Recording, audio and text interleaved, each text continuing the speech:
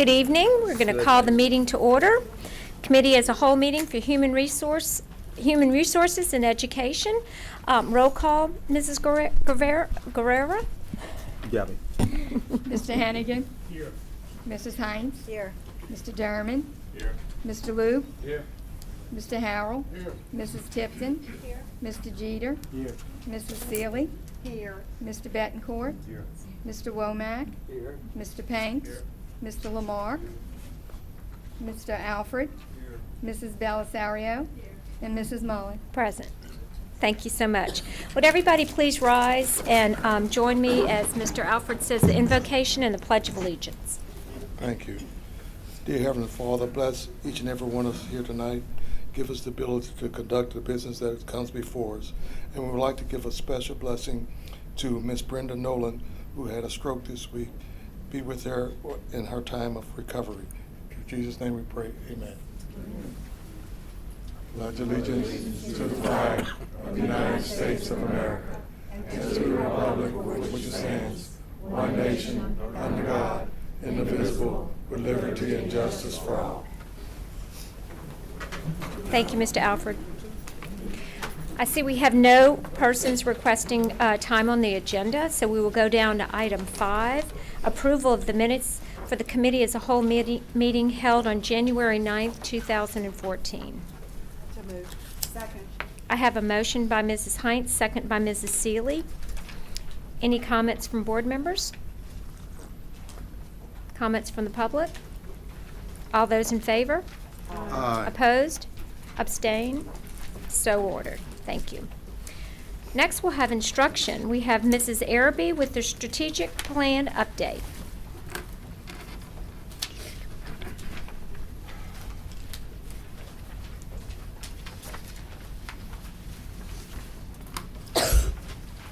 Good evening.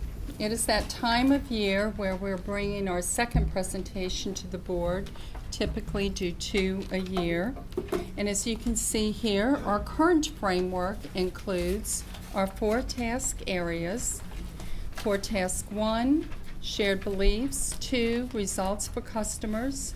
3, our cultures of improvement. And 4, our design resources. This is our current framework. And this year marks year 5 of our district strategic plan, as well as our advanced ed accreditation certification. So therefore, it is time for us to begin thinking about building our new plan as we prepare for the next 5 years. And as you can see here, these are our phases that we use in our strategic plan development. And as we prepare, we will bring you through all 3 of these stages. So we're kind of giving you a summary of where we will begin as we begin to build our strategic plan. Because of our success over the years, we will continue to use this process. We're very proud of the framework that we have built and how we continue to roll out the new initiatives and to make sure that our vision and mission is very clear throughout our district and community. So with that, the first phase of work will be a future orientation, which begins with ongoing reflection, which includes such reports that you have heard, our quality assurance review, our data results, our guaranteed curriculum reviews and feedback, and board reports, which we do proceed every two each year. The second phase, as you can see, is our standards alignment. And our standard alignments, as you may remember, as we received our advanced ed standards and we had our Schlechte standards, we did a very good job of aligning those into one. Now the advanced ed standards have changed a little bit. Actually, there are fewer. So we know that because of the great job and the great condition and how proud we are of our school system, that our set of core beliefs and framework is one of the things that we're the proudest of. So we will continue with that same process. The protocol, the processes that we have in place as we roll out our new initiatives to our principals, our assistant principals, down to our schools and to those individuals. We know that in this process, that is why we know that we have that common language in all of our schools and in our community.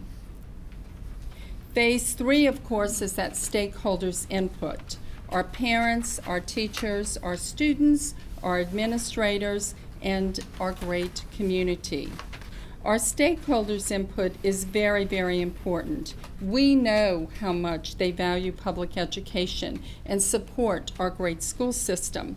As just last year, in May of 2012, when our bond issue was approved, that is a prime example that we know that they are in support of us continuing to do a good job.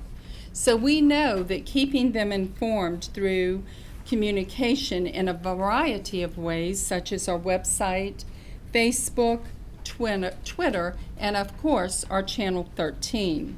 So let's take a look at one of the recent informational videos that Channel 13 developed to inform our parents about No Child Left Behind.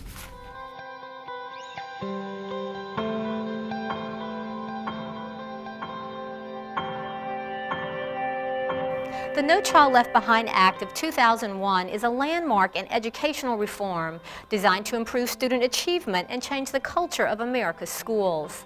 The law's purposes are simple: to ensure that all children in the United States receive a high-quality education and to close the achievement gap that exists between children who typically perform well in school and those who do not, many of whom are from minority, racial, and ethnic groups, have disabilities, live in poverty, or do not have English as their first language. The law represents a sweeping overhaul of federal efforts to support elementary and secondary education in the United States. It is built on 4 common sense pillars: holding schools accountable for results, giving states and districts flexibility in how they spend federal money, using scientific research to guide classroom practice, and involving parents by giving them information and choices about their child's education. There are 10 education programs or titles that make up No Child Left Behind. The biggest is Title I, the program that provides funds to schools serving low-income students to help them provide the best education for their students. School districts have some discretion in how they distribute Title I funds among schools within the district, but the law requires them to prioritize the highest poverty schools. In St. Tammany Parish Public Schools, qualifying schools receive Title I supplemental funding. In exchange, schools are expected to meet goals for teaching all students based on state standards and to make strong efforts to involve parents in their children's education.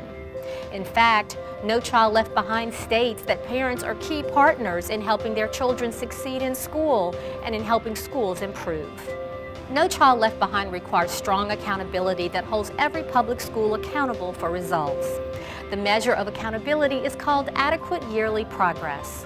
Adequate Yearly Progress, or AYP, is defined by the state. To make adequate yearly progress, schools must meet or make significant progress towards levels set by the state on achievement tests. This information is available on school report cards designed to comply with federal legislation that requires annual report cards on the educational progress reports of schools, school districts, and the state. The report contains information designed to inform parents and the general public about the progress of St. Tammany Parish Public Schools. No Child Left Behind gives states and school districts more control and more flexibility to use resources where they are needed the most, thereby ensuring that funds are used wisely to meet student needs. In St. Tammany Parish Public Schools, the funds are used for a variety of purposes designed to support student academic achievement in the areas of English, language arts, and mathematics, including hiring additional personnel to work with students and supporting educational technology that enhances student learning. No Child Left Behind provides funding to help improve teaching and learning through professional development so that teachers employed to teach core academic subjects are highly qualified. The law defines a highly qualified teacher as one with a bachelor's degree, full state certification, and demonstrated competence for each subject taught. No Child Left Behind requires the district to inform parents of their right to know the qualifications of their child's teachers. No Child Left Behind recognizes the vital role parents play in their children's education. No Child Left Behind identifies specific roles for parents at school, at home, and in decision-making for their children.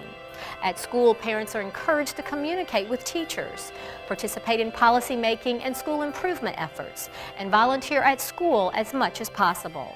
At home, the role of parents is most critical. Research shows that what parents do at home is the biggest factor in how well their children do at school. Whether getting their children to school on time, talking with their children about school, providing opportunities to read or be read to, supporting completion of their homework, or encouraging learning at home and in the community, all parents have great impact on their children's success at school. In St. Tammany, all Title I schools belong to the National Network of Partnership Schools. As a partner, teams of parents and educators at each school write a yearly action plan to enhance parenting skills, provide homeschool communication, offer opportunities to volunteer, support learning at home, participate in decision-making, and community collaboration.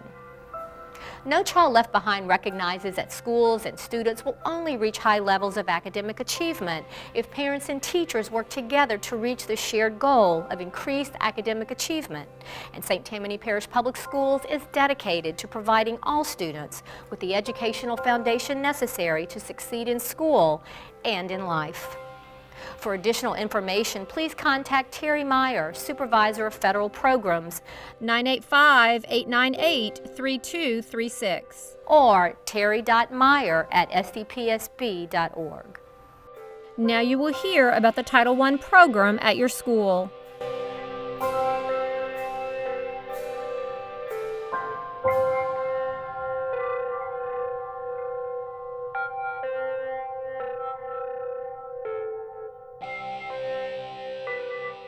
So as you can see with that video, there's a lot of information that parents can receive rather than us flipping through that probably too long of a PowerPoint. Our schools are able to use this. We're able to air it on Channel 13 as well. And it's a great way for us to be able to communicate with our community and our parents and all of our stakeholders here in St. Tammany Parish. So with that, in closing, save the date. It's very important that in March, on the 2nd, 3rd, and 4th of 2015, not next March, thank goodness, but of 2015, that will be when our advanced ed team will come once again to St. Tammany Parish, because it is time for us to have a reaccreditation for our district advanced ed certification. So with that, I'm ready for any questions that you might have. Mr. Alfred. Thank you, Ms. Araby. Our strategic plan, when did we first make that strategic plan? Well, actually, I can think way back because I was a teacher on one of the committees. And so I would say it may go as far back as 20 years. That was when the initial one was developed. And from what I have learned through my time of being a teacher and administrator and then coming up to central office, that they've typically been on a 5-year plan. And if you so remember, when was the last time, when was the last part of the 5-year plan did we go back as a group to go back and update it? actually it was about 5 or 6 years ago that So we haven't did. updated in 5 years. In 5 years, that's So correct. it's time for us to go back and do it again. Yes, sir, and I was in charge of it the 5 years ago, and so. So we're gonna do that this year? Yes, sir. So you're gonna We're in get the- us a plan we're- on when we're gonna do that? That was our introduction tonight to let you know it's time, because, you know, we're gonna put some of you to work Right, at right. meetings. I remember those and- meetings that we had. There was a whole bunch of it with the parents, community leaders. Correct. Teachers, principals, and everybody that was part of, to build that plan, which was a very good plan that it took us a while to do. And I still think that it's time for us to go back and do that again and update it. Well, fortunately, because of our technology, we were able to eliminate some of those many face-to-face meetings, but we'll actually even be able to do some of our surveys online. We'll still want those face-to-face meetings because we know how important those are to many of our community members. But we will be able to do some of that work via the technology. Technology. And let me 'Cause I just- remember we used the technology over at Stennis where we went and we was able to vote right there with the. Ooh, you going way back. Yeah, you remember that, huh? Yeah. And it was very good. I mean, it was a lot of learning that was going in and a lot of input from the community and everybody that certainly helped us develop that. And let me just clarify, I know this is what Ms. Araby meant. Even though the renewal is every 5 years, it doesn't mean that we're not tweaking that plan as we go along. We're Right. constantly updating it and keeping it current. The 5-year time is just time for them to come in and visit and actually certify what we're doing once again, renew what we're doing. You talking about the advanced ed? Yes, Okay, I wasn't on the advanced ed. okay, I was just on the strategic plan itself. okay. That's where I And we've was. I connected that all understood together. That's why I all, like- that's all. Right. So, The strategic plan is part of what we're doing with advanced ed. Right. Okay. correct. But I'm glad we're doing that again, so the board members that didn't get a chance to work on some of that have an opportunity to go out and do that. Which I Right. think is valuable information that's going to be for the board also. Yes, sir. Thank you. Are there any other questions? Great video. Okay, very good video. Thank you, Ms. Araby. And you're up again. We have the State Pilot Initiative Jumpstart. Explain that to us, Ms. Araby. I'll do the best I can. Okay, you do have this PowerPoint at your seats. We did email it to you earlier this week, but you have a hard copy. There may be a couple of little corrections to it or additions that you may have there. But I've been given the task to present to you what actually the Jumpstart Initiative is. I do want to begin by saying it is a pilot, it's in the draft form, and it has not been voted on as of yet. But it is something that we've been very involved in and learning about it as it has been going through the process. I will say that Dr. Sanford and Denise Parker have been to any and every meeting that has been brought to our attention. So, and I will say, as always, because of their expertise and their great knowledge in that content area, they have relied on a lot of what their insight has been as far as in developing this program. So we'll see where we will go from that. Jumpstart is the state's new program for school districts, colleges, and businesses to collaborate in providing career courses and workplace experiences to high school students, certifying them for the career fields most likely to lead to a high-wage job. Jumpstart will be an elective path for students pursuing a university preparatory diploma, while it will be a required path for students pursuing a career diploma.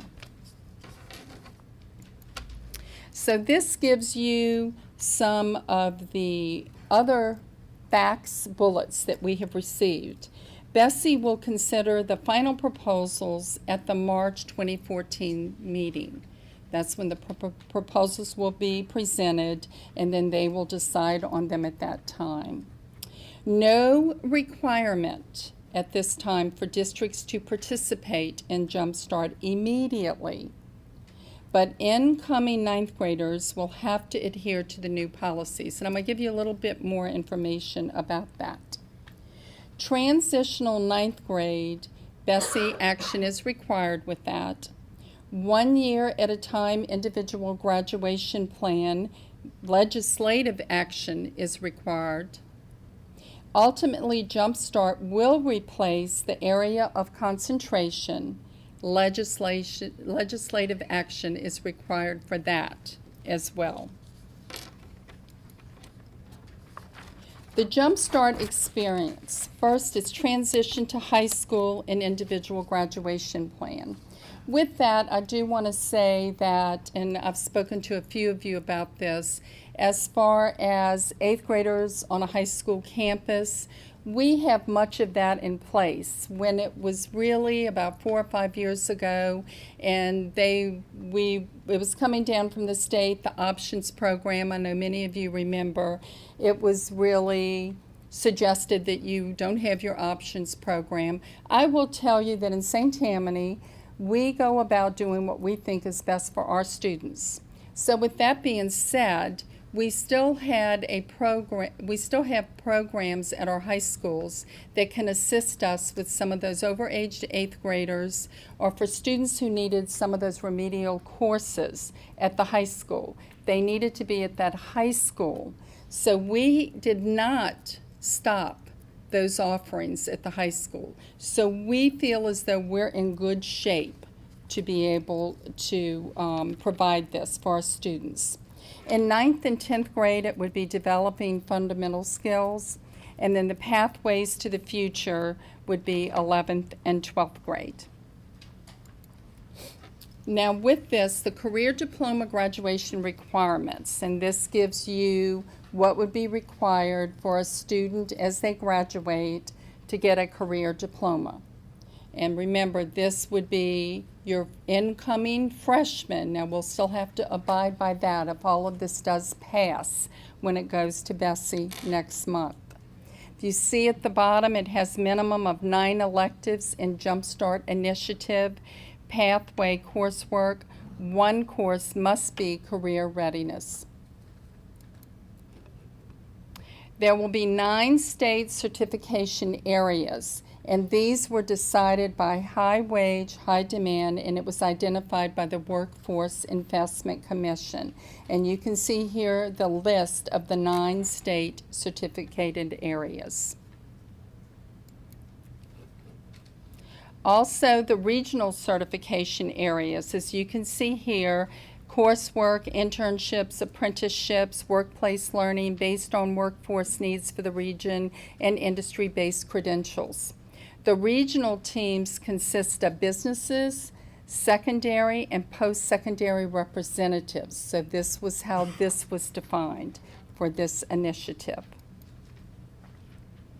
And this gives you the timeline. As you can see, for 2014 to 2015, it has for 8th and 9th graders, for the transition, having your program for your struggling students. They may be placed in the transitional 9th grade. This would be what we have in place, some of those remedial courses, but the students also at that time can take Carnegie units, not in the area that they're being remediated in, but some of the other possible electives at the high school.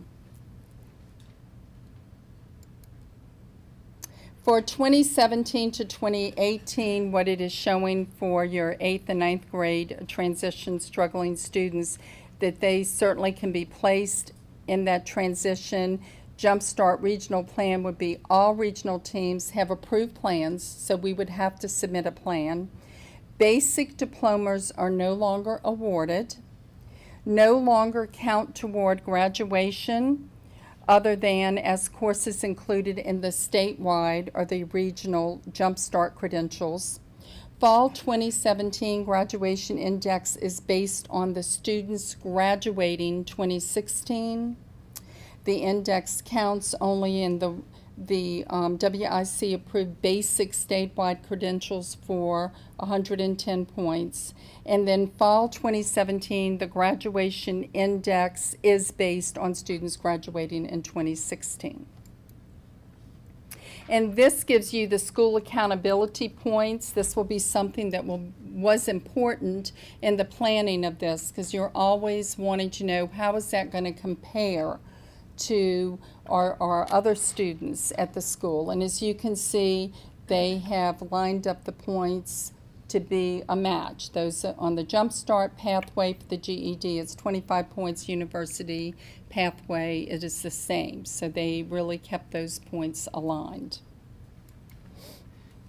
And then here you see your 2 diploma pathways. 23 credits for your Jumpstart pathway, 24 credits for your university pathway. And I know one of the earlier questions that was asked is, with us having to, any of your incoming 9th graders for next year will be a part of this plan, what impact might that have on the way of course offerings are certainly, it always comes to a money issue. As you can see, that incoming freshman is really going to be taking your English and your math and your science and your social studies. So we'll just have to monitor that as we go along. And as always, it may look different from one high school to another, because it's all about making sure that we are providing for each of our, all of our students at each of our high schools. So funding, and this is where the MFP funding has addressed this by doubling the career education funding rate for courses in high growth, high wage fields from 6% to 12%. So this all comes down to that weightedness in the number of students that may be enrolled in this particular program.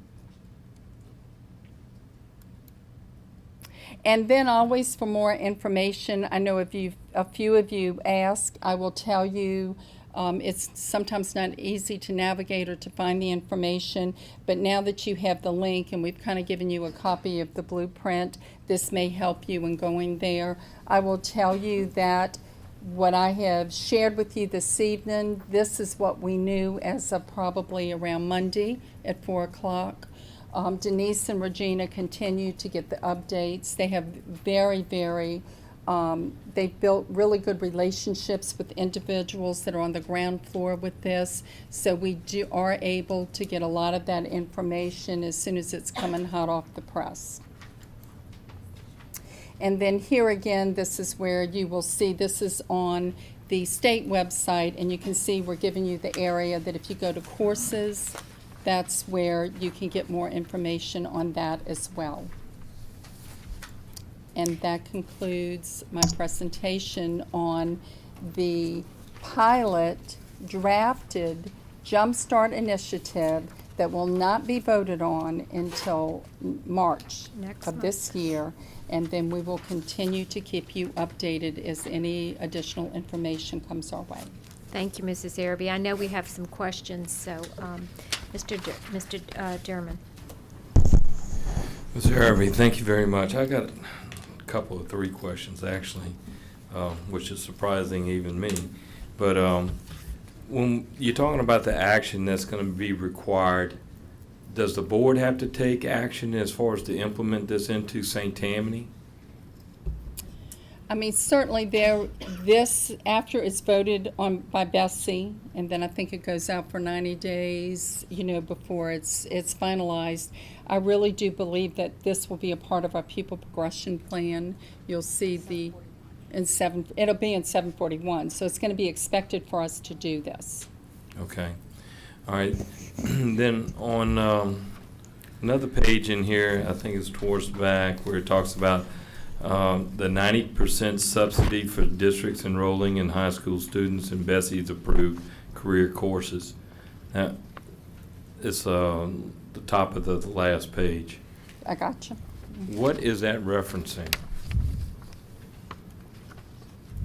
Are we getting additional funding outside of MFP for this, or Yes. how are we getting paid? Yes. That's the proposal, right? That's at the this time. proposal at this time. It would Okay. be with the MFP and then 90% subsidizing. Is there any dollar amount that's currently proposed to go with this? No. Do we know? Actually, what it will be is a weight. You know how they weight your special ed students, so it'll come in that form or fashion with our MFP money. Okay, so it's just gonna wait the current MFP funding? That's Okay, correct. my last question deals with the testing. Whenever you looked at the different set of units and curriculum that these students would take, are they still going to be required to take the ACT? Yes. And they'll also do the work keys as well, but the ACT will still be required.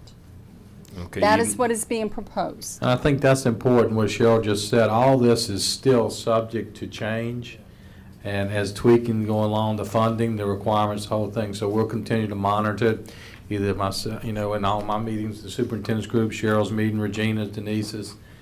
We'll continue to monitor it and give input along the way. But I think the finished product, once it is completed and completes that 90-day review, it will be mandated that we will follow it. So that's why it's important that we try to give as much input to the process on the front end and not after it's completed. Right, and that was one of my main question with the ACT, looking at the curriculum differences in the two. Yet they're still going to be required to take that ACT, which ultimately has an impact on our district. So I'm curious if we're asking these questions as to why, or can we exempt those students from the ACT if they're taking a different course? There's still a lot of conversation about that, and we really do believe that as this is being presented, there's going to be a lot more conversation about that and making some adjustments. And following that question up, would it behoove the board, to after this gets a little further along, but not waiting till it's actually finalized, to take, some kind of position on that? Because I really think it's unfair that we're changing the two types of curriculum, but yet they're still required to take the same test. I don't know how the expectations can be the same, and that concerns me. So that's all I have for now. Thank you. Mr. Lamarck, did I see your hand up? Well, you're next. I see we have 9 state certification areas. Do we anticipate, if this passes, to have included in the curriculum of all of our high schools, all 9 of these certification areas? No, it will be similar to what we have now. It's going to be with the needs of the students and what the requesting of the students are at this time. What the students are requesting now? Ye- I see construction crafts as the very top one there. Do we have any construction crafts going on in the schools now? Besides Slidell High? Well, I mean, Mr. that would Acker? be considered with the welding as being a part of that. Where? We have welding at Covington High and Fontainebleau High right now. We have carpentry at Covington High, Slidell High. We have a few students that go over to North Shore Technical and take the for electrician. So because there's 35 job specialty areas, so we wouldn't have all 35 of the job specialty areas at every one of the high schools. The resources would be pretty prohibitive. But we will be looking at, as we always have, transporting students to be able to take those courses if they're in need at the high schools. And then as this is growing, one of our partners is Delgado, North Shore Technical, Nunez. They're working with us to provide some of that coursework as well. So the students would be transferred to those places, transported to those places to be able to take those courses. That's why it's a regional look at what you offer for your region. I certainly can't speak for the state, but our concept is to involve the technical colleges and the partners that we've had in the past. Now, what the rest of the state does and what the state mandates is something that you're going to have to follow and be involved in. But from our perspective, we want to partner up with the people that we've been partnering up with that have a good track record and success record with us. And along with that, we want to promote and encourage and advertise, if you will, the opportunity for these kids to take advantage of these. And that's our plan once we feel that we have a good product to advertise. I appreciate that, and I understand that we would want to partner with these people. But I do know absolutely that these are very expensive programs to operate. That's what I was curious about. How are we going to fund operating in these 9 state certification areas? Yeah, and the vision of the state is that the students would do 2 years at the high school, on the high school campus, and that they would actually begin to build out the technical colleges to be able to have more capacity for our students to travel to those. And so they just got a lot of money to build some new facilities. And so that's kind of the vision, that our students would travel to those to take those technical coursework and then take the academic coursework with us. Traveling to Nunez is a long travel. It is for some students, and that might not be where we start. There are some we have some facilities here, and I know that there is a proposal to build some more facilities here in St. Tammany Parish. Well, that's interesting. Yes. 434. Thank you. Thank you. Mr. Betancourt. Thank you. As an incoming freshman with this year, next year, assuming this passes, they're gonna have to choose one of these two, the university pathway or the Jump Start pathway? No, sir, that decision wouldn't be made until after their sophomore year. Or, we can do regional pathways, things that fit our own students. So we could actually write a pathway that they wouldn't actually enter that until after the after their 11th grade year. So there's some flexibility there in what we can write in our pathways and what those requirements would look like. So I see at the end of this, pretty much every student is going to have semi the same things that they're going to be taking their freshman and sophomore year. And then after that, they would then choose one of the pathways, whether it be the university pathway or it would be the Jump Start pathway. All right, and if this does come to pass, are we gonna have to change our Jump Start name so it's not confusing? We thought about that. Yeah. Or else get the state, we've already using that Jump Start, so get them to call theirs something else. Actually, a lot of districts have some kind of programming in their districts that's called Jump Start. Looks different in different districts, and there has been some conversation about it actually being renamed at the state, but we'll have to wait and see how it is and it's, when it's final. Yeah, well, that'll be confusing. At Very. All right, thank you. Mr. Alford. Thank you. My question kind of goes to where John was concerning, in the proposed funding, they said the districts must apply for funds, and they are dedicated to career equipment, facilities, and teacher training, and even paying for additional teachers to teach these classes also, right? No, it would not be towards salaries. It would only be in those three areas. To teach some of these classes, you have to have special certifications. We have some teachers that have gone and gotten those additional certifications that are our employees that teach our students. We also have some contract workers that we contract with North Shore Technical currently that teach the courses, like, for example, certified nursing assistant. One of the qualifications is you have to be a certified nurse to be able to teach that course.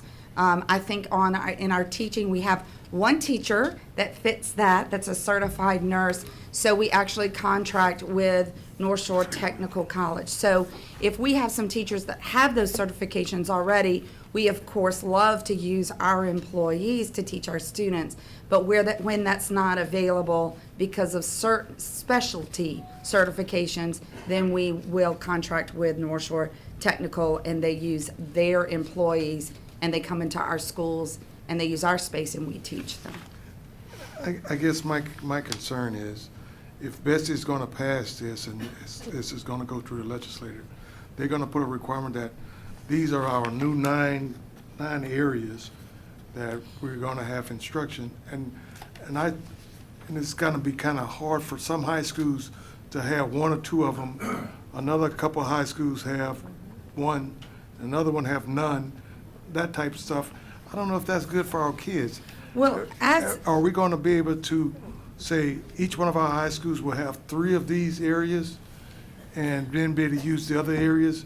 And that's where facility, that's what they were talking about, facility. We might need more classrooms to do ag, like some of the schools have, or to do automotive, or to do different fields. They sound like to me they're asking for all the high schools to have more than just one in our high school. We currently have more than one in our high schools, but I'll tell you, sometimes in certain areas with certain teachers where you have someone that's certified, for example, at Covington High, we have A++. We have a really great computer-based that would fit into one of these areas. It's the only school we have it because that's where the interest is. The students like it. We have a teacher that can teach Because it. they have it. But they have it. That's But right. the other schools don't have it. No, they So we- don't. You don't have to offer everything at every school, and in fact, But see, that's where I differ from you, because our high school students at Slidell High would want the same thing that's at Covington High. Well, that's what she's And our saying, Mr. students- Alfred. our We would students- offer it if the But our stu- interest was there, we would offer it. We're not going to offer classes there's not interest in. They don't have an interest there because they don't have it. Well, I think And- that's and- part of the whole advertising and and that's- publicizing. and that's what I'm That trying would be to- a great problem to have. Right, That would be a great problem to have if I needed, Mr. Lamarck would love me if I needed to build a bunch of wood shops and that kind of stuff. So, I mean, that's the problem that we would have. But the reason why my train of thought is in a different area, and I understand what you're saying, and I understand how she said it to me, as what we do have. But if the state is gonna require this as a requirement through Bessie, and they say that you go and seek the funding to make sure that you be able to have at all of our high schools, I wouldn't mind to see all of our high schools have the same things at those high schools. If they're gonna fund it, let's ask for it so they could understand what this is gonna do to all of our schools. If they're gonna put something out there, a mandate, saying, let's have this, fund it. And that's what I'm trying to get at. If Covington High has it, I would like Pearl River to have it, Salmon have it, Lakeshore, Mandeville, Fontainebleau, all of our high schools have it. well, and what we. I don't and- like to be one school. We're not. Where the it's interest one. is, will be where the programs are. If there's interest there at Pearl River High for this program, we will have it. So how If- we're students have to Well, that's be- not determined, yeah, it would depend Well- upon, Well, that's what I'm trying to get. For a school to have it, because we've had some of that happen at North Shore, they wanted something, but they didn't have enough students that wanted, and those Well, those I mean- 7 or 8 students that wanted. Right, it, you have to- they just you have lost to- out. So right. there's got to be a number, and I guess you guys have kind of come up with what a number is. For a school to have one of those programs at that school, they have to show that interest for it. And if they show that interest, say if they got 20 kids that want it, is that enough for us to have a program there? If that interest is there like that? depending upon what the program is and what the costs are associated with the program. Well, I think if we're gonna try to send something to Bessie to let them know what's the impact of what they're trying to pass and what impact that's gonna do to us, they need to know what that impact is of how us to get this in all of our schools. Okay, You see what I'm saying? yes, sir. I'm not, I know what we're gonna do at St. Tammany Way because we're gonna try to make sure it happens for our kids, and I applaud you guys for doing that. But if they're gonna put out something new to us and give us an opportunity to say, you could seek for these fundings, let's go ahead and seek for all of our high schools. That's the only way I was looking at it.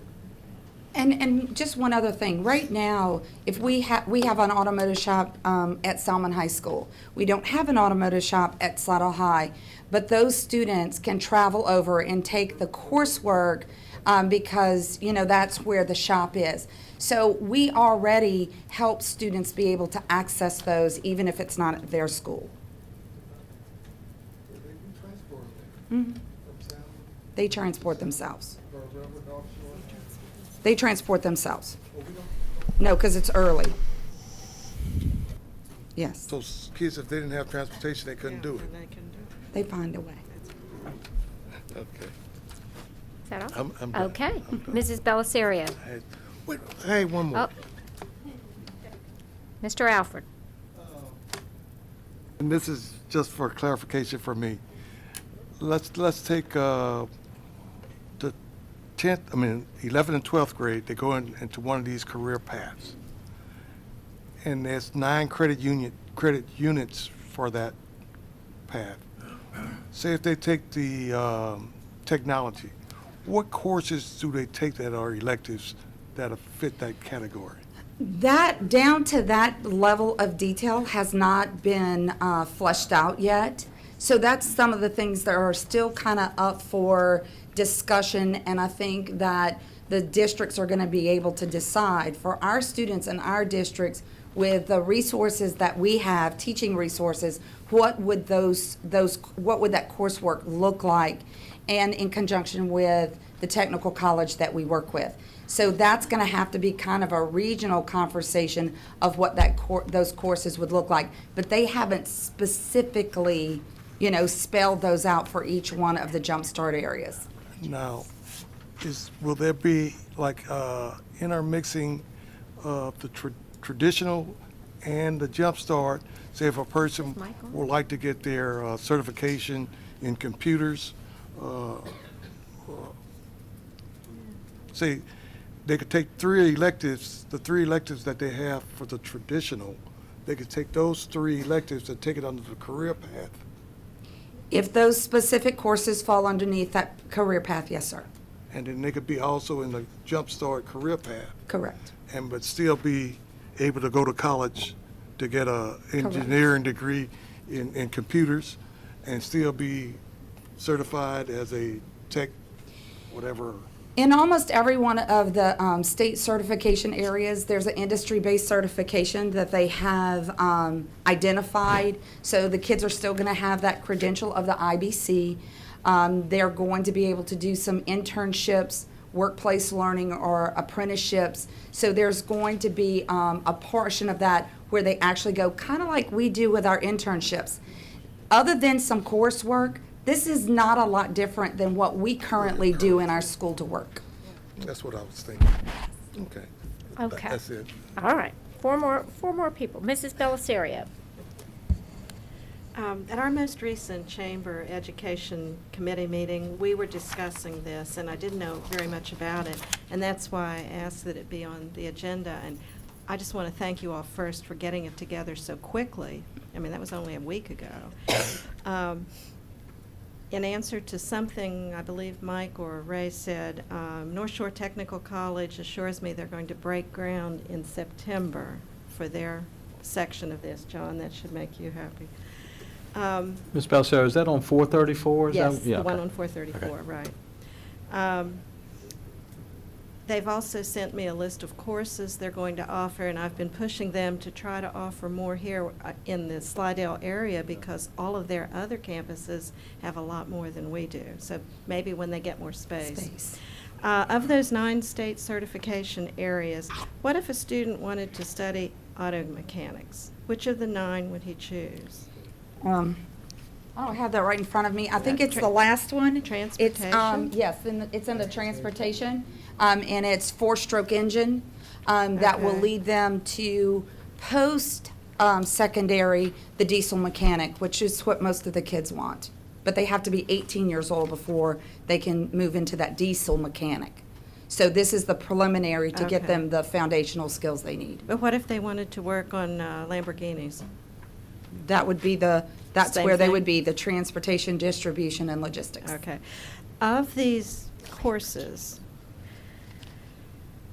will certified teachers be required, or teachers who perhaps, let's say, had a profession in that area, like an electrician? My understanding is that in the proposal, that for these courses that they're working on, that it might not necessarily be a certified teacher, but it would be somebody that had, I think it's 5 years, successful years in the work world, and they have all the certifications that they need to be able to give the IBCs. Okay, thank you. Okay. Next was Mr. Hennigan. Okay, after that was. You want your Lamborghini worked on? Next was Mr. Womack. Not sure could have used one of them today. Right, but right. Years ago, many, what's that? Your mic, please. Oh, we need it. Years ago, many years ago, when Slidell High was one of the schools in my district, they had academies there. One of them was Allied Health, and my oldest daughter got involved in that, and as a result, she's a registered nurse today because she did have interest in it. That academy program, is that something that's parish-wide, or was that something that was synonymous with Slidell High only? I mean, do we use that all over the parish, or? Yeah, it actually started at Slidell High School with Mr. Buckaron, and then Yes. it grew to the other schools. And so all of our schools still have, it's kind of morphed into school to work, we call it now. And so we still have those certified nursing assistant, EMT, first responder, patient care. Our students can still. Teachers. Yeah, the Yes. STAR. I mean, there's a wide variety. This is just another transition from that school to work, meeting the needs of the students in a 21st century. Well, that was a very good idea. Is that one of the methods that we employ to determine the word, you use the word interest, what the interest is in different schools, Trey? Is that one of the ways that we determine what interest is in certain fields and programs? Yeah, and this year, 4 of our high schools that I know of, it might be more, you know, we have the college career fair that we go to in Hammond, and they're exposed to a lot of different apprenticeships, colleges, the community college. But what high schools have done is they're actually doing their own college career fair at their school. So again, that's to give the students and the parents information about different opportunities that are out there so they can show that interest when it comes time to schedule. And I think you have to take into account a little bit about what the situation of the school is. For Slidell High, Allied Health was so popular because you were in walking distance of a hospital and a nursing home that was right there that had the right. interest. So you have to take into account what you have available to you in the time frame Right. that you have to promote the programs. Well, that was tremendously successful and a great idea. I mean, the fact is, you know, there are some kids that are just not cut out for college. It has nothing to do with intelligence. You know, they're just better suited for something that, to quote Trey, that they have interest in, like automobile mechanics. They're good at it. They enjoy it. It's nice to make a good paycheck, but if you hate what you're doing, you know, it just makes life miserable. So I think that pushing in that direction is a good idea. I know it paid off in the case of my own children. So it's just to me, it just represents another thing that the St. Tammany school system has employed that's been tremendously successful and a great idea. So you all are to be commended for it. Thank you. That's it. Okay. Mr. Lamarck? Thank you. Do you have any idea why Bessie has got this before them? What's their rationale for proposing this? Do you know? I do.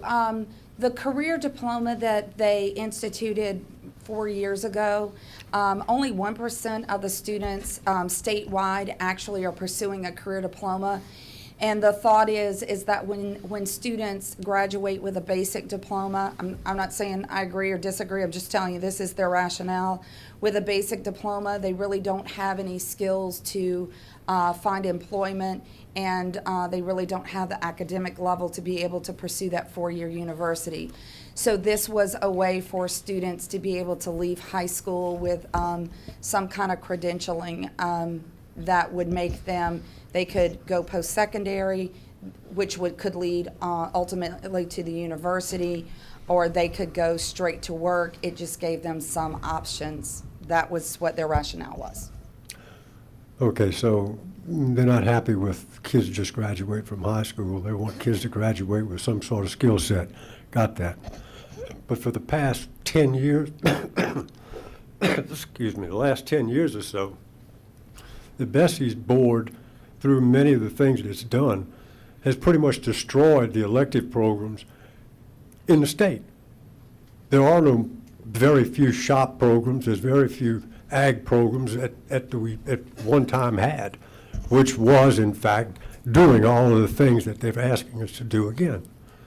It seems just kind of redundant to me that we're coming back to where we were 20 years ago. Yes, sir. And 20 years from now, where's it going to be? I don't know that they Good know luck. 20 years from now where it's Good going to luck. be. Good luck. Okay. Mrs. Heinz?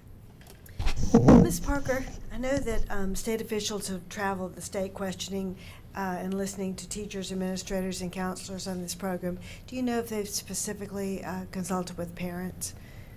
Only if parents knew of the meeting and came to the meetings that were publicized. Okay, thank you. Mrs. Seeley? Thank you, Ms. Smollett. Ms. Parker, I have this question, and I presented it to the Department of Ed during a meeting we had back in November, and I'm still not clear on it. Would this initiative be complementary to the TOPS program and the College Bound Core 4 program being on a line with each other? No, it won't be. It's still not going to be. No. The Core 4, for a student to be able to get the TOPS tuition, they will have to be on that university pathway.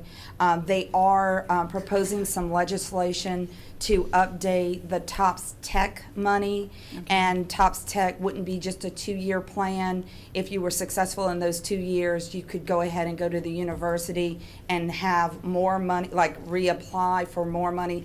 That's all legislative action, but I do know that's in the talks right now. So they have heard, we'll have to see how that pans out for us and our Great, students. thank you. I appreciate the answer. Okay, I'm just making sure we don't have any other questions. Thank you so very much for the presentation and answering all the many questions that we had. That was the end of the agenda, so meeting adjourned. We'll take 5 minutes and then we will have the business meeting. Thank you.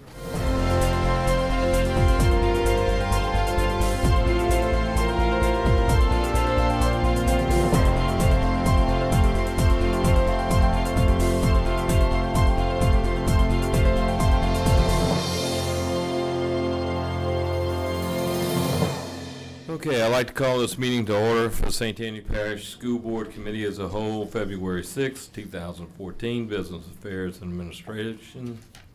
Ms. Debbie, roll call, please. Mr. Derman? Here. Mr. Hannigan? Mrs. Hines? Mr. Luke? Mr. Harrell? Mrs. Tipton? Mr. Jeter? Mrs. Seeley? Mrs. Mullet? Mr. Betancourt? Mr. Womack? Mr. Panks? Mr. Lamarck? Mr. Alfred? Mrs. Belisario? Thank you very much. We're going to dispense with the invocation and pledge, and no one requested time on the agenda, so we're going to move straight to item 4, which is approval of minutes for a committee as a whole meeting held January 9th, 2014. Do I have a motion, please? Moved by Mr. Womack. Second. Second by Mr. Jeter. Any questions or comments from board members? Public? Seeing none. All in favor say aye. Aye. Oppose? Abstain? So ordered. Item 5 is a report on the LSBA convention by Mrs. Heinz, when she used all my notes, but go ahead. Thank you, Mr. Derman. As most of you board members know, the LSBA annual conference was held in late January. Many of you had a chance to attend. For those of you who did not, and for public and staff information, I would like to report that the conference this year was very productive. We had the opportunity to meet with, to hear from National School Board Association President David Pickler, and he is quite a dynamic speaker who wanted to remind school boards that we must unite in advocacy for public schools. He pointed out that public school systems are among the largest employers in America, with over 6.2 million people working in our public schools. He reminded us that we must speak out to our other elected officials about the value of good public education policy. He further stated that while we might not agree on every issue with our colleagues, we must unite on those that we do. Mr. Pickler was one of several speakers who had important messages to share. We had the opportunity also to hear about a Kentucky school district who had fully implemented Common Core state standards last year and the problems and successes of that district's implementation. On late Tuesday morning, we were presented with the legislative framework for 2014. This framework was developed by meetings with individual school board members, superintendents, legislative consultants, and legislators. If you didn't receive a copy of this framework, one is provided for you at your seat this evening. School board members should consider these proposals and have conversations with legislators regarding this framework. I know that a meeting has been set up for our fellow school board members from Tangipahoa and Washington parishes to meet with our North Shore delegation in late February. You received notification of that meeting, and I hope that you'll want to attend. Other opportunities at the state meeting were to hear presentations on proposed changes to the MFP, school security, a report from the District Cooperative of Louisiana, of which St. Tammany is a member, a session on effective lobbying skills, and one on reducing school printing cost. At one point, we broke out into individual LSBA districts to have a chance to meet with our representatives from the LSBA Board of Directors. Ray Alfred is currently one of our District 1 Board of Directors members. Also, the LSBA annual business meeting was held. Overall, I believe that many school board members felt that this was the most informative LSBA conference they had ever attended. Scott Richard, who is the relatively new executive director of LSBA, has done a great job in keeping school board members informed and advocating for our public schools. I know that he has a difficult job, but he's up for the challenge and willing to offer support himself or from any of his staff to our district and others in whatever way he can. Mr. Dermott, I hope that you would give other members of the board a few minutes to share or talk about their comments from the conference if they so choose. I certainly will, Ms. Heinz. Any board members have any comments or anything they'd like to add to Ms. Heinz's report on the LSBA? Just raise your hand. Mr. Womack. Basically, I just want to concur with Beth that we were very well informed. It was very well organized in relation to what most of us have known and experienced prior to Mr. Richard becoming executive director. It's like night and day. So there's a lot of good things going on. There's a lot of excitement that's been generated as a result of him becoming executive director, and we have a lot to look forward to, but we have a lot of work to do. And one thing is for certain, we absolutely more now than ever need to be of one mind, of one accord, and on the same page and moving forward. But I agree with Beth, Ms. Hines, completely. It was a very good session. Thank you, Ms. Mullet. Ms. Mullet. Yes, I'd like to also add that I thought the legislative framework that the LSBA put together is very clear. It moves in a positive direction. It supports a lot of all of what St. Tammany believes in for our public schools. I don't want to speak for the school board members that didn't have an opportunity to look over this, but I would encourage everyone to please look over this, and I'd like to have some conversation about possibly a resolution supporting our Louisiana School Board Association with a resolution to support this legislative framework in the near future, if not maybe next week or something like that. Maybe not tonight because we need to give our fellow board members ample time to read it, but very powerful message, an army of advocates for public education, and I do believe I can speak for all 15 of us when I say that we are an army of advocates for true public education and good, positive, strong public education. Thank you, Mr. Goodman. Thank you, Ms. Mullet. Mr. Jeter. It was a very rewarding LSBA convention. If you have not had the opportunity, one of the things that happened, if you have not had the opportunity, read the book Leadership by 3-star General Russell Honoré. Very, very impressive. Advocates for Public Education. The New Normal. Leadership by General Honoré, who was in charge of everything that went on after Katrina. If you get a chance, buy the book, read it. Exciting. Thank you. Thank you, Mr. Jeter, and it was a very good message that he delivered at the convention to all of us, and a very good book. Ms. Seeley. Thank you. It was an exciting convention. It was very nicely put together.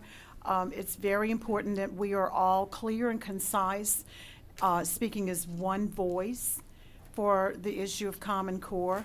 I agree with Ms. Mullet as far as presenting a resolution, and I would like us to author this soon, as soon as possible, because we can go forth and step ahead as a group to be an example to other districts, and maybe other districts will join in with us. Thank you. Ms. Bellisario. I agree with everything you all have said. I think, and Trey, perhaps you can correct me if I'm wrong, I believe that legislative framework had a lot of input from the Superintendent's Association, too. Yes, ma'am. It was So a we're on great, the it was a same great page. partnership with that. You know, Scott Richard has been involved in our group, and we've had some input there. And I actually had the two frameworks side by side this afternoon, and they're very, very, very closely aligned. And as everybody's mentioned here tonight, and we've been stressing in our Superintendent's Association, it is so important that we stick together as two organizations. Now, we're not going to agree on every little single thing, but we can't let those little things we don't agree on separate us from each other, because there's so much influence that can come and so much good that can come from these two organizations sticking together. And that's just, as Ms. Hines mentioned, that's just another thing that Scott's brought to the table, the cooperation between the two groups, and it can only grow and be better for both organizations. Thank you. I thought that was correct. And I do agree with Ms. Seeley and Ms. Mullen, and I certainly hope that no later than next week we can consider a resolution, because the session opens March 10th. Thank you. Thank you, Ms. Bellisario. Mr. Luke. Thank you, Mr. Chairman. The one little outbreak session there that I guess was the whole negative of the thing was the number of organizations out to privatize and ruin public education. The job of this particular group was to let us know how many of different organizations and who was backing them, who was supporting them, and for us to be aware and so on. Of course, through our emails and stuff, we knew most of these already, but there were a lot of the board members had not heard of some of these, and it was really discouraging to see how many different groups out to try and ruin public education and privatize everything. But thank you. Okay, thank you.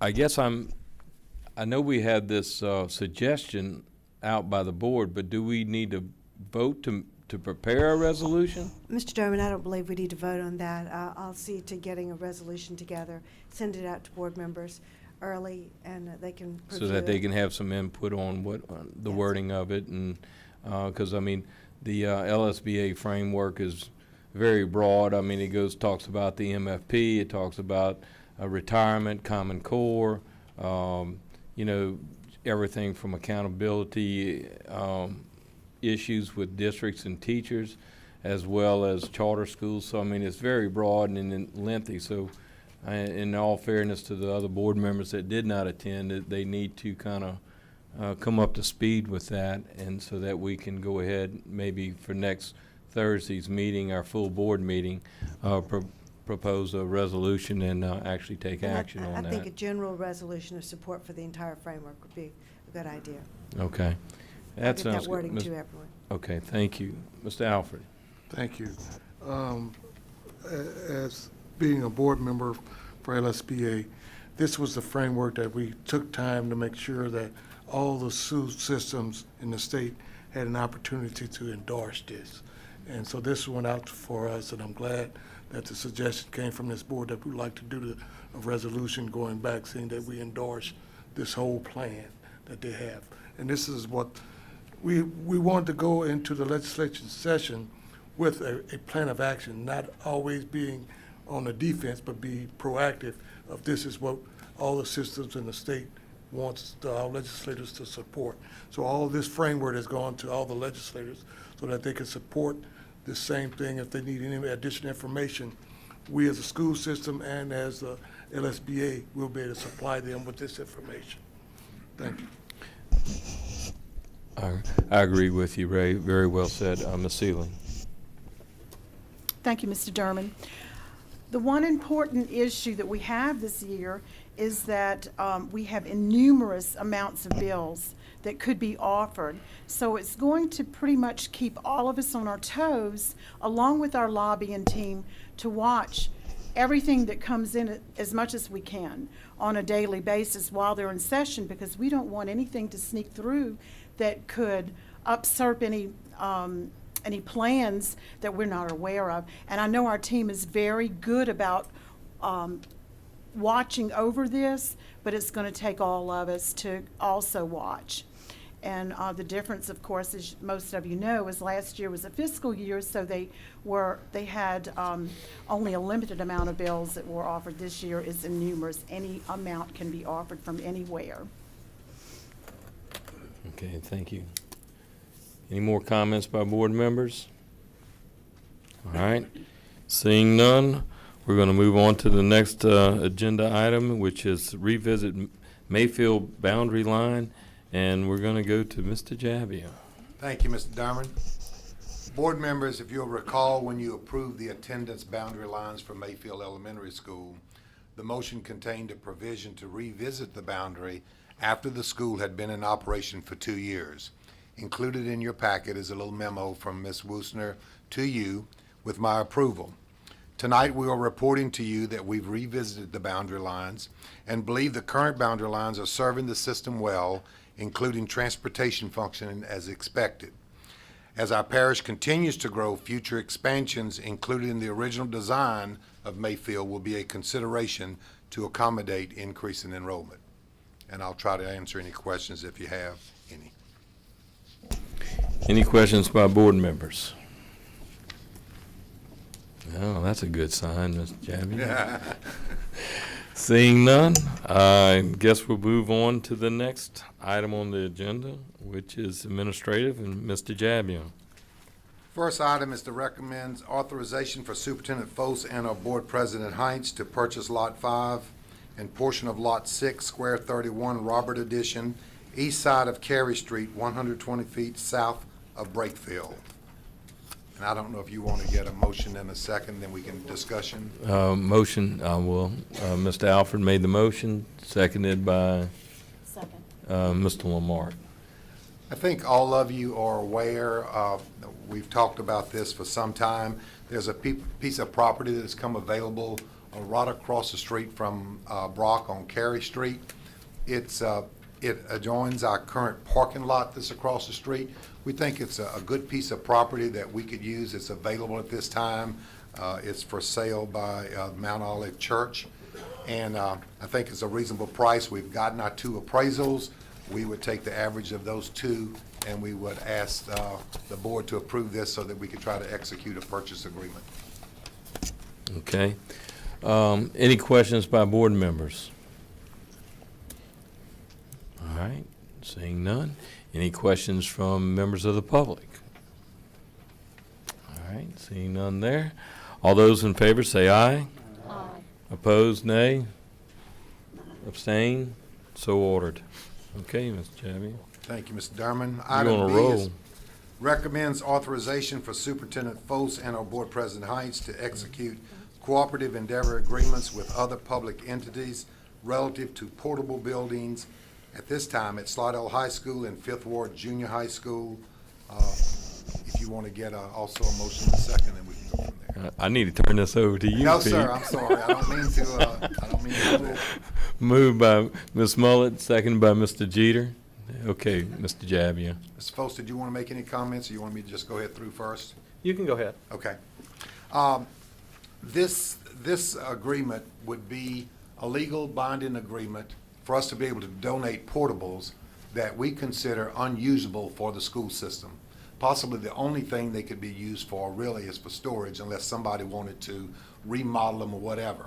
The agreement would be that the agency would be responsible for moving the portable, disassembling it, whatever it is, to get it to their site at no cost to the school system. And again, these portables really have no value to us at this time. In fact, we have 7 portables there at Fifth Ward. We have a number of portables also at Slaughter High School.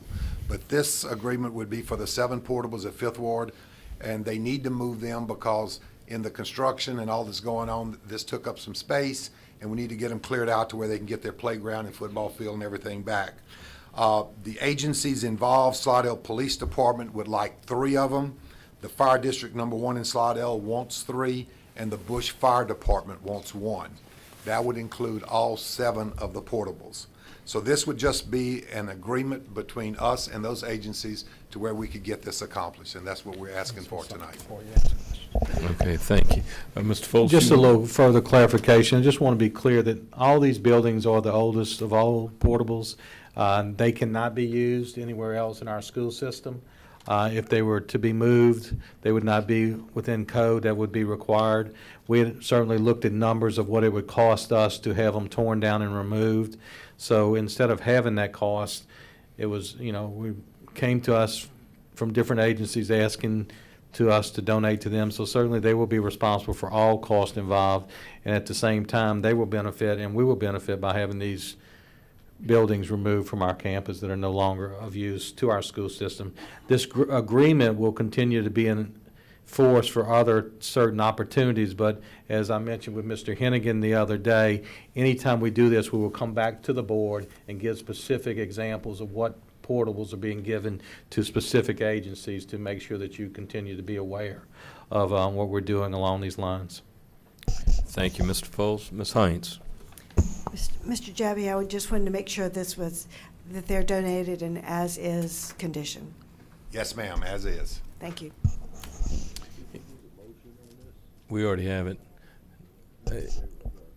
Okay, Mr. Betancourt. Thank you. That motion went right past me. I didn't I even know do Mr. that. Jabby was moving The so expense quickly. of moving these buildings and all, does that also include the ground that they're on, clean it up if there's maybe some buried utilities, or getting that ground ready for us to be able to use, or we're gonna be responsible for that? No, that's just, they're gonna be responsible for moving the portable. We have to be responsible for any utilities or anything else like that. Which we would have had to do even We'd if have we to would do have removed them. We would have had that responsibility, and that's part of our preparation anyway. Thank you. Mr. Alford?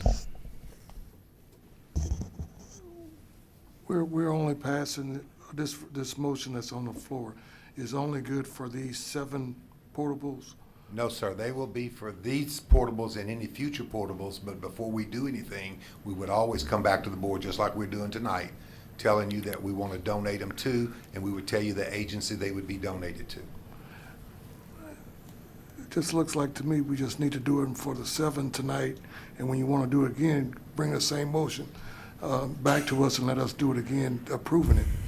I just don't look. That's fine, Mr. Alford. I mean, Whatever the wishes. my suggestion was, I was trying to even be more transparent with you and tell you that we would come back to you every time. Right. This motion doesn't even require us to give you the name of all the different agencies Right, that were but- donated to. I wanted to be more transparent with it and bring it back to you every time. So whatever your wishes are, I'm fine with. I hate passing something that we can't, and you're trying to make sure that the transparency is as far as by telling us every time it happens. And I was just saying, if you pass something, if you forget one time not to tell us, then we wouldn't know. And I'm not saying you're going to forget or anything like that. No, but when you pass something like this, and then you look at it and say, hey, it happened. And I would prefer that we just pass it just for these 7. I have no problem whatsoever with that. Whatever the wishes of the board. Okay, so does that require an amendment to the motion that's already been made? Yes. Mary Kay? I think you mentioned this, but liability, in case there's an accident when they're moving the portables, are they responsible for the damage? Yes, ma'am. Yes, certificates of insurance and everything like that. Mr. Hennigan? Could I offer a friendly amendment then, that we make this motion only apply to the first 7 and then just bring back the same motion every time? Sure. That keeps it cleaner. And I understand, Ray, if we build something in here 20 years from now, you don't know, if people here will remember to report out. I think. Now, I did commit to remembering, but I'm not. 20 years? 20 years from now, I will not be remembering the school system. I will be remembering it fondly, but not. Retired not as a retiree. None of us will. So I would make that motion. That is Okay, so we have a friendly amendment to the motion to, and Mr. Jeter seconds that, so we're going to take a vote on the motion, on the amendment, and then we'll come back to the motion. So all those, wait, I need to have public comment as well. So is there any public comment? Seeing none, we'll move to the board again. And all those in favor say aye. Aye. Oppose? Abstain? So ordered. Okay. So now we're going to vote on the motion. All those in favor, wait a minute. I didn't ask if there are public comments on that motion. Okay, seeing none, we're going to move on now. All in favor, say aye. Aye. Oppose? Abstain? So ordered. Okay, so we got the donation of the 7 portables done.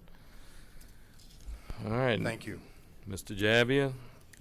Yes, sir. You want to go ahead and get your motion? No, I'm just kidding you. Recommends authorization for Superintendent Foltz and our Board President Hines to execute a cooperative endeavor agreement relative to school bus turnarounds with St. Tammany Parish government. Mr. Foltz, are you going to? Do you want to get a motion in a second before I move on? Make a motion. I thought you would do it without me reminding you that time. I was checking to see how much you were paying attention tonight, Pete. Okay, I'm sorry. Who made the motion? Ms. Mullet, seconded by Mr. Alfred. Okay, now we're ready to go. Yes, sir. Thank you. This agreement was actually instituted, or it began from the attorney for the St. Tammany Parish government. This agreement is really not going to change anything that we've done in the past, but the attorney felt that we needed to enter into this agreement. What we have is at the end of some dead-end roads, we have to have a place for our buses to turn around. And the property owner has agreed to use that property for that turnaround. From time to time, we have to maintain that turnaround, grading, gravel, stuff like this.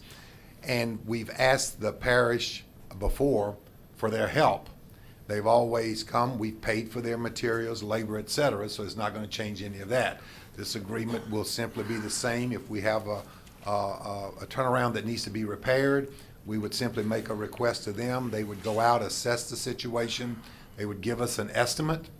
We would decide whether we want to use them or use somebody else. But if we agreed to use them, then of course we would pay them their labor and materials as we've always done. This is more or less just to put everything in perspective and put it on the legal basis and up, so that we can get these things done. And these would be for any turnarounds that we would have in our parish. Okay, thank you. Questions by board members? Mr. Lamar? Any turnaround that currently exists and any turnaround that will exist in the future? Yes, sir. Okay. What did our attorney think of it? He approved it. Okay. In fact, it went to our attorney first from their attorney, and we've been working on it for a while now. Okay, I was just watching Harry back. Any other questions or comments by board members? All right. Seeing none, any comments, questions from members of the public? Seeing none, we'll take a vote. All those in favor say aye. Aye. Oppose? Abstain? Ms. Mary Kay Belisario abstained. Motion passes. All right, moving on. Mr. Javia. Yes, sir. The monthly maintenance and custodial report is in your packet. If you have any questions, Mr. Singletary and his staff is here to answer. Any questions by board members? Seeing none. Yes, sir. Mr. Gaspard is here for his monthly risk management report. We'll answer any questions there. And then from that point, we'll go into a report that he would like to give you on trend data. But let's see if there's any questions on the monthly report first. Okay, I may just want a clarification. The trend data is what's in our packet tonight? That is in your packet, yes, sir, and it was given to you at the last meeting for you to go ahead and be able to. So if there's really any other questions besides that, we'll let Mr. Gaspar complete his presentation, and then we'll go take questions. Okay. Thank you. Thank you. President Hines and Superintendent Foles. I come to you tonight with this trend data report that was requested by the board last month. We're going to go over the various areas of insurance claims activity that we're tracking within the Risk Management Department and Administration. The first table I have listed here is our workers' compensation information. I've gone back 8 years showing you the various categories of claims activity that we're tracking.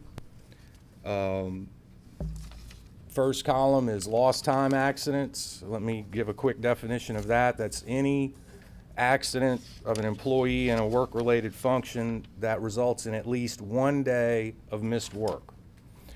The second column is medical-only accidents. Those are work-related accidents that required the injured employee to seek some sort of medical attention outside of the school. And the last column there is report-only accidents that did not require any medical attention or result in any kind of lost work. We've got the total and then an average. And I'll point out to the board, this is information that is provided in the monthly risk management report. We've just summarized it here in a compilation going back to 2006. This graph gives us a view of the total recordable work accidents for that 8-year period. There's not a lot of large variations from year to year if you look at the totals, so that's a pretty consistent figure. Last year, in fact, falls within the average. This slide and graph shows all of the lost time accidents by year. Again, 2013 is falling within the average. I'm using the word average again, but this is the average lost days per every lost time accident that occurs within our school system and all of our employees.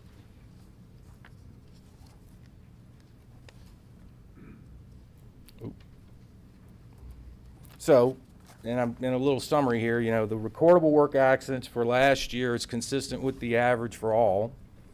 Over the past 8 years, the number of recordable lost time accidents have remained stable without many large variations. And our average lost days per lost time accident shows a downward trend for last year. Now I'm going to cover the bus accident information and data that's being collected. This is also summarized in our monthly risk management report.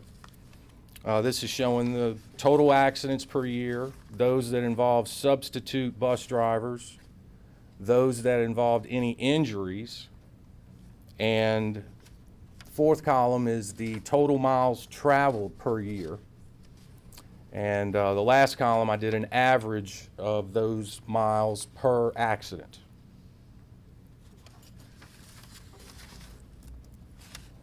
Here we have the total bus accidents, and this is showing a steady kind of increase over the past 8 years, with 2013 decreasing the total number. And this graph is showing you all of the miles traveled going back to 2006 per year. This graph is showing the bus accidents per year versus those that involved any injuries. I think it's pretty demonstrative there that, you know, we're not having a lot of bus accidents that involve injuries, and that's a good sign. The average miles per accident traveled is a trend that is going down, which normally is a great thing, but we want to see that number large because that means there's fewer accidents in between miles traveled. So we are keeping tabs on that. This graph shows the substitute driver accidents, and it showed a steady increase to 2011, and now it is trending downward, and we're real happy about that. So the annual number of bus accidents has increased over the past 8 years. The total of last year is consistent with the average, and the accidents that involve injuries have remained stable. The substitute driver accidents are showing a decreasing trend, and this last bullet is pointing out the number of miles traveled each year has increased steadily, and we're 1,239,000 more miles per year now than in 2006. And the last section of my report to you tonight is involving the school incidence data, which shows the total incidents per year and the incidents per every 100 students, which is a standardized formula that we compile to measure a little more general terms as to the activity occurring. The total school incidents in this graph, as you can see, are decreasing, and we're happy about that. I want to point out that in 2009, some changes were made with providing some more clarification and guidance to the schools out there as to what was reportable versus non-reportable. But in general, this is a good sign that there are not as many accidents each year within our campuses. These also would include anything involving a visitor at one of our campuses who may have had some type of accident or injury and it's reported. And this graph indicates the incidents per 100 students that is also showing a downward trend. So a steady decrease in the number of school incidents over the past 8 years, and the incidents per 100 students also shows that downward trend. This report tonight was provided for informational purposes only, but Mr. Jabbie and I will be happy to answer any questions that you may have. Thank you, Kurt. Mr. Hennigan. Thank you, Mr. Dearman. Kurt, thank you very much for compiling this. We appreciate getting this kind of detail. One comment I guess I would make. I note that for the employee accidents, we didn't try to normalize that, and I wonder if maybe in the future we could try to estimate the number of man hours or staff hours worked. You know, that the standard in fact, it's published by the government. The Bureau of Labor Statistics publishes incidents, lost time incidents per 200,000 man hours, even at high schools and elementary schools. So we'd be able to compare ourselves against the national groups. It's sometimes a hard number to get at, but maybe Lewis can figure out a way to do that. Get you a quick number. But that. Yeah, no, I think this is taking us on the journey in the right direction. You know, let's understand the data and keep looking at ways to improve it. I clearly see the last couple of years has been in the right direction. Yes, sir. Thank you. Good work. Thank you, Mr. Hennigan. Ron. Thank you, Mr. Dillon. Mr. Gaspard, on the second page, the average lost work days per lost time claim. When somebody gets an injury, whatever it may be, I know there's a difference between a mild injury and a sprained ankle and a broken neck or whatever, but who monitors, I mean, like the average is 28 work days, which is what, 6, include weekends in that, you're 6 weeks or whatever. Does anybody monitor that? Or is that just doctor where they, mean, how exactly does that work? Somebody could say, I hurt my finger, and they take, a month off or something? No, sir. This would be something that is medically excused. We have to have a medical excuse from a doctor. Mr. Jebby, why don't you share what our policy is as far as employees when they have to turn in notes from doctors and things of that nature? Anyone that is out 6 or more consecutive days must provide a doctor's note to us to tell us what is going on and when they'll be able to return or when they think they'll be able to return. But a little bit more information for you, I think that Kurt, all these accident reports goes to our third-party administrator that helps us with workers' comp, and they have a caseworker that's assigned to that person, so it's a follow-up continuously of what's going on. Are they seeking their medical treatment? How are they doing? Are they getting the tests that they need? Are they getting better?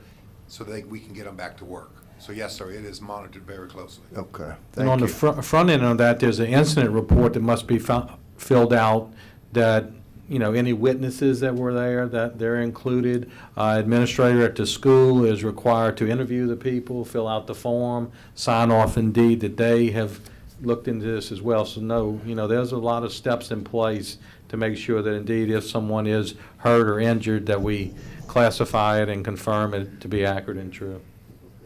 Yes, sir. Thank you, Mr. Bettencourt. Mr. Alford. Thank you, Mike. Kurt, this is some good information, and when you have a workers' comp injury, they fill out that report. We know exactly what happened, and we could correct it if there's a problem in the facility, or there's a problem with the equipment, or there's a problem. Gives us a chance to go out and correct it. This is why we like that information. And every child, every worker, every administrator, we want them to come to school healthy, and we want them to leave to school healthy. And so that's why we like to look at all this information, and you've been doing a good job giving us this information a month.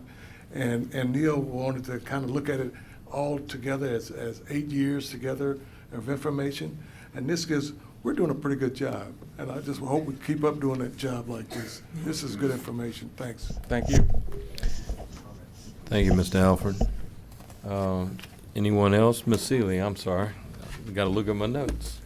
Thank you. Mr. Gaspard, great job.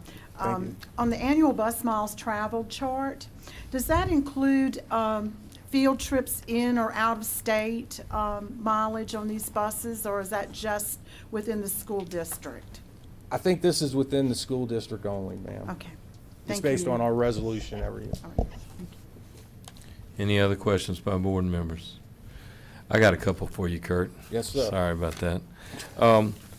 Hennigan was talking about with the workers' comp claims over the course of the last 8 years, our number of employees and man hours is what he was referring to, but it would help because I know we've increased our manpower, so even when you look at your incidences are increasing or whatever, it may be actually decreasing percentage-wise. Yes. So, that would be something to look at.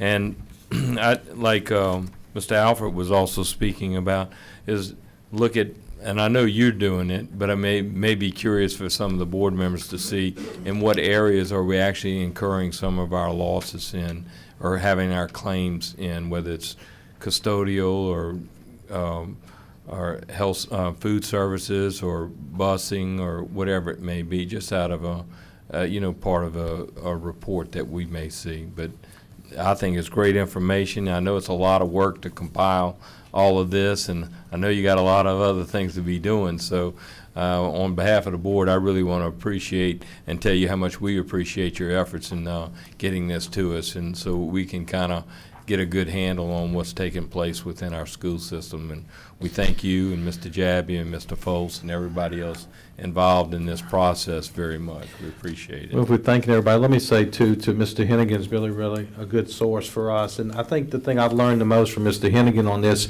is creating the culture of safety.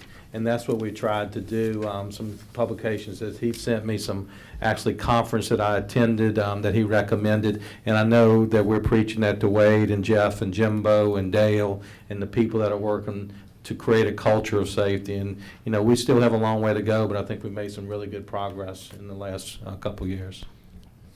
I certainly concur with that, and I know Mr. Hennigan has been in conversation with you on that, and it definitely shows in our trending. So everybody is to be commended for their efforts, trying to strive to do a better job and make sure that we spend our money in the most appropriate way, and that's in the classroom. Yes, So, sir. thank y'all. All right, moving on now, Mr. Jabby, monthly transportation report. Yes, sir. And before I get into the transportation report, I do want to remind the board again that we have purchased some new software called Safe Schools, which has a lot of training, and a lot of that is safety things that we're going to get more involved in. Right now, we're doing professional development with teachers, with bullying and sexual harassment, but we're going to get into the training aspects as we go along. We're introducing them a little bit at a time. So thank you very much. Very good. The monthly transportation report is in your packet. Ms. Amy and her staff is here if you have any questions. Any questions by board members? Seeing none? I'm sorry, Mr. Alfred. Say, Pete, did we hire the consultant to go and look at our bus routes in Edgelord? Good question, Mr. Alfred. Just finalizing that, and probably going to go to Mr. Fost at the next opportunity to tell him we've narrowed our choice down to the one we'd like to go with, and then we'll report back to the board when we do that. So we're almost there. Let's just make that part of the report that we'll, you know, we haven't evaluated it. I haven't seen the final recommendation. And our plan was to give you a report of what we're expecting these people to do and what the cost will be and why we chose them. We can do that at the next committee meeting Sure. if you'd like to. And certainly, too, I was just thinking, as I was hearing Kurt's report, this data that Kurt just compiled would be part of our review as well by this consultant that'll come in. So that's going to really tie in really well together. Perfect. Thank you. Sure. Thank y'all. Moving on to next item on the agenda, number 8, which is changes to the 2014-2015 calendar. Is that Mr. Jabby again? That's me again. Man, you're a busy guy tonight. Yes. I'm going to give you just a little bit of background, and the changes we're talking about is not for this year's calendar.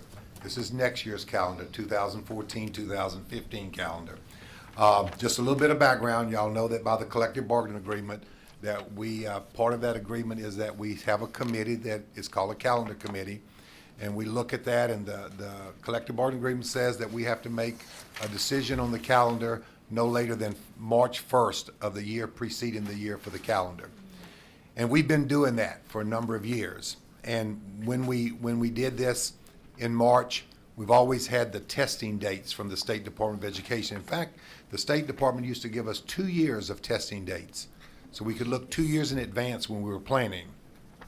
Well, that sense has changed, and I want to tell you what we've done in the last couple of years.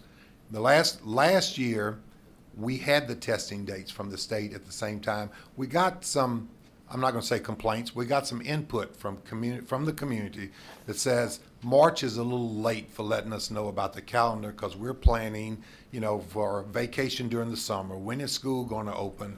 Or are they trying to plan a big trip way in advance? So we agreed to meet earlier. So we've been meeting in the fall of the year for the last 2 years. Last year we met in the fall. We had all the data for the dates of the testing, and we prepared the calendar, presented it to the board, etc. This year, the State Department was a little bit late in getting us the data. In fact, we did not get it till after the Christmas holidays. But we met with the committee and said we need to go ahead and put the calendar out with the understanding that if the testing interfered with our calendar, we would have to make some adjustments like we had done, I don't know, it was 4 or 5 years ago when we did that and made that adjustment. So we have a letter in your packet, and that letter, and on the back of that letter is the revised calendar, and here's what we're reporting to you tonight. And again, this is for informational purposes because the collective bargaining agreement says that the calendar committee sets the calendar. We develop the calendars, the employees vote, whichever gets the most votes wins.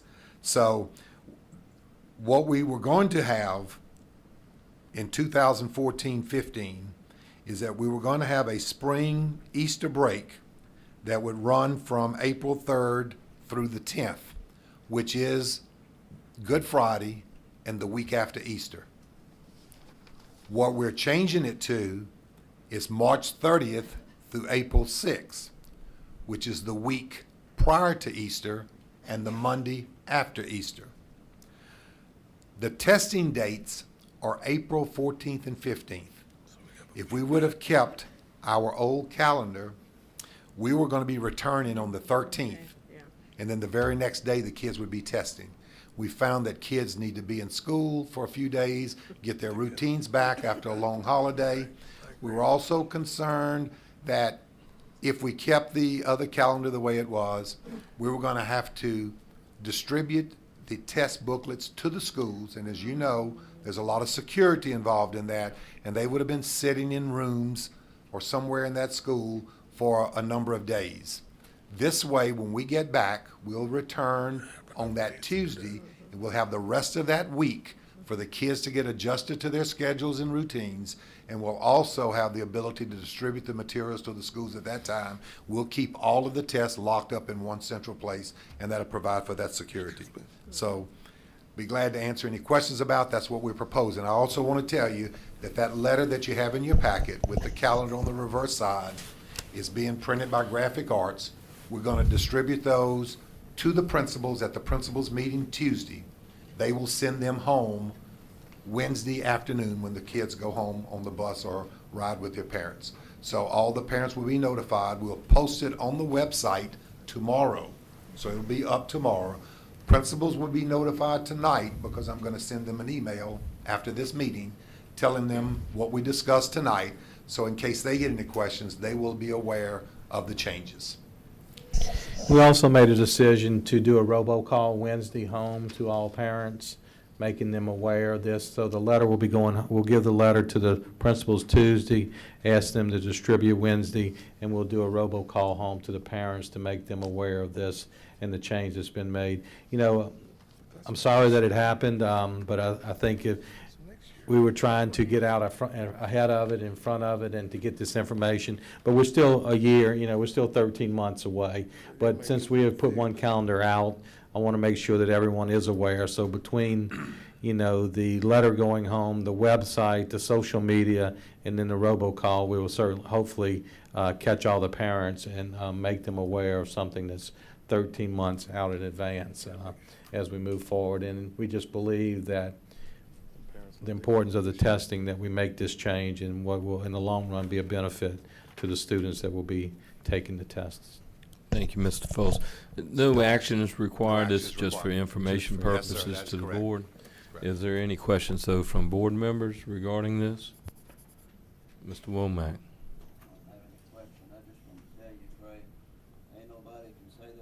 Information, because they're getting it. This thing's working well. Y'all are getting it out. Thank you very much, Mr. Womack. Moving on to construction. Ms. Tipton. We are getting all the projects for the summer out for bid. They are on track to bring bids to you at the March and April meetings. We're very hopeful that the weather that we've all been experiencing and living through is going to set us up for a perfect summer for construction. So that's our hope and goal. The Wood Lake project continues to move at a slow pace.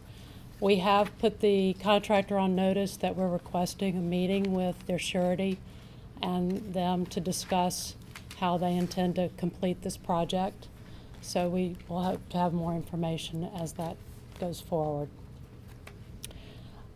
Tonight, I want to show you, the bond issue projects are all moving forward. They're still in the early parts of this design process, but they're beginning to take shape.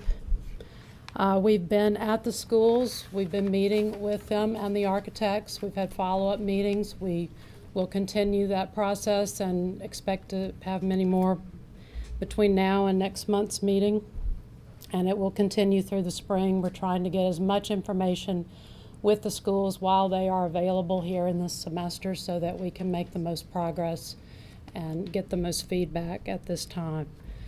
Tonight, what we want to do is highlight the modular replacement projects from the bond issue. In upcoming months, we'll highlight other groups of the projects from the bond issue that passed in the spring. This doesn't mean that the other projects aren't moving forward. We're just going to focus tonight with the modulars to let you see where those are. Just to remind you, the modular project replacements are to build brick and mortar conventional construction structures to replace the square footage and functions of the modular classrooms at these sites. So these are in alphabetical order. First one that we're showing tonight is Fontainebleau Junior High School. On the left, you see the Google Earth image of Fontainebleau Junior High, and we've labeled the modular wings that will be replaced, and this will take care of all the modular classroom wings at this school. Down in the lower corner on the right of that left-hand slide, we're showing you where we expect to put temporary leased portables for classrooms that will be used while we replace the modular classrooms. Our intent is to tear down the modular wings that occur directly behind the gym first and build that larger new wing that you see on the right-hand side of the screen. And then to tear down the choral band building, which is the small modular wing on the left-hand side, and build a new wing there. So the school is very excited. The administrators have been working very closely with us. The architects have shown us several schemes, and we've worked with them and the administration to get to this point. So we're excited about how this is shaping up, and we'll be bringing you plans and showing you how this develops as we go forward. At Lyon Elementary School, the modular wing is shown there, and we are expecting to put the new wing. The best location, working with the administration, we feel is there behind the wing that has administration in it. It is where some older portables are located currently. And we will expect to stay in the modular wing while we build this new wing, and then tear down the modular wing when we finish and make that a playground area. At Madisonville Elementary School, you can see 1077 runs vertically on the left-hand side of the screen, and C.S. Owens Road intersects with it. The new wing is going towards the rear of the site in line with a classroom wing that they have now. They will be able to stay in the modular wing that they currently have while we build this wing. And then at time we will expect to tear down that modular wing and return that to playground space. At Mandeville Elementary School, at the bottom of the screen is Messina Street, which is the front of that school, and on the left-hand side is Monroe Street. We are looking at a new two-story wing on Messina to replace the modular wings that are in the rear, and we will expect to stay in those modular wings while we build the new structure and then tear down the modular wings to make playground space. And then at Pontchartrain Elementary and Chafuncton Middle, both schools are shown there together since they share a site. You can see the modulars at each school, 3 wings on each side. Both schools are looking at 2-story additions, and we are expecting to be able to utilize their modulars during construction or to relocate such that we can build the wings that you see without bringing in temporary portables at this time. And that concludes the update on the modulars. I'll be glad to answer any questions about any of the projects that you may have. Thank you, Ms. Tipton. Any questions from board members regarding this? Ms. Tipton. Thank you, Mr. Dorman. On the Fontainebleau Junior High, the temporary portables, from where do we get those? They will be leased portables. They'll be built or will be provided to a specification that we give in the general contractor's contract, probably. It may be done as a separate project, which is the way we did that the last time we replaced modulars at this site, but we're also talking about the possibility that it will just be part of the general contractor who builds the new wings' responsibility to bring in the temporary structures, but they will be to a certain standard that we require. Okay. Yes, Thank you ma'am. very much. Ms. Tipton, those modules are built into the project budget, are included in those numbers when we bid out the job, knowing that those were in place. And it's just a move that we made to make these classrooms as nice as possible, certainly much, much, much nicer than the portables that we were giving away tonight. These are modulars and are much nicer and, of course, meet all the code requirements. Thank you, Ms. Foles. Okay. Ms. Seeley's got a question for you, and Yes, ma'am. Do I present the question for bond issue projects now, or do you have a report on that? This was my Okay. report, yes, Sure. ma'am. Just a clarification, I noticed that the amount under the construction budget for Pearl River High is $11,095,000. Yes, ma'am. Okay, and the bond issue quoted 13.9 million. So just kind of give us an explanation on that. Certainly. So what's listed in the monthly report now is what is actually in our breakdown of a project. We have a construction budget. We have a fee for the design services, the technical services such as surveying and what have you. There's also budget for furniture and equipment, and there's contingencies that are built in. So that 13 million was the total project overall. In all, the 13 million is available for that particular project. Yes. One more question. Does it appear to be that the students are going to have to go into a modular during the process of the renovation or the rebuilding of these wings? And that is with regard to Pearl River High? Yes. Yes, ma'am. We do anticipate that we will be bringing in leased temporary classroom space and probably some administration space possibly as well to facilitate that project. Thank you. Yes, And as Ms. Seeley, as part of that whole process, of course, Cameron or Sammy meets with the administration of the school and gets their input, ideas and suggestions, and for the most part, we follow it as closely as possible because no one knows their school better than they do. So we'll certainly be getting with Mr. Winkler and his staff to make this work as smoothly as possible for them. thank you. Mr. Alfred. Defunctor and Pontchartrain, what's the grade configuration of Pontchartrain? Kindergarten through third. At Pontchartrain, they already have two-story built facilities there? No, sir. And that's appropriate for that configuration? We have had the discussion there with the principal and have had that same discussion at several of the elementary schools that we've been to. So the code allows for grades, second grade and above, to be on a second level. So just the second grades will be able to use that here? Or third grade, they have Second or third grade third. there. Second or third, okay. I was just, It's just to try to get as much square footage as possible on a tight campus, and we kind of you can. landlocked? Well, we'd rather use as much of the campus, especially at elementary, for playground that we can. And you also, there's additional cost, but there's also some cost savings in a two-story.